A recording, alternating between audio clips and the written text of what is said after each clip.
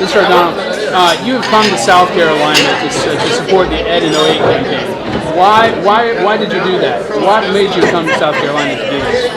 Well, every president has said that education is our most important domestic issue, which in the long term it always is and always will be. And so this forum today is about how do we get these presidential campaigns to focus on this issue. I think it's a very successful forum, and I think the people in the room today are exactly the people to get presidential candidates to focus on this and to get specific and to talk about what it is they think they can do and where they can deliver the improvements that need to be delivered to the public education system. I think it was a great panel for identifying exactly those kinds of issues. And why is education so important?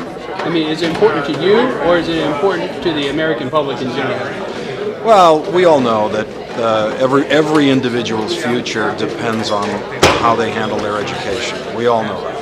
And that's true not just in this country, that's true around the world. Other countries are catching up to being able to deliver quality education that they weren't able to deliver in the previous century.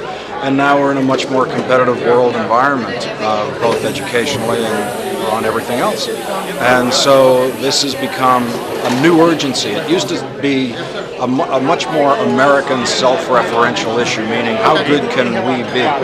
And now the question has become how competitive can we be in a world where other countries are doing very well in delivering math and science instruction, and where are we going in the 21st century in the worlds of math and science? Obviously, as in the past century, we'll be going to places we've never been before, and today's high school student has to be the person who's taking us there 20 years from now. So it's one of those things that is so obviously important.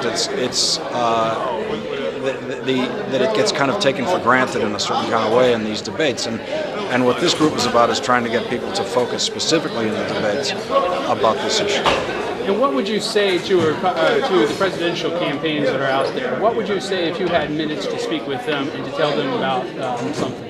Well, just on a strategy level, education always works in campaigns.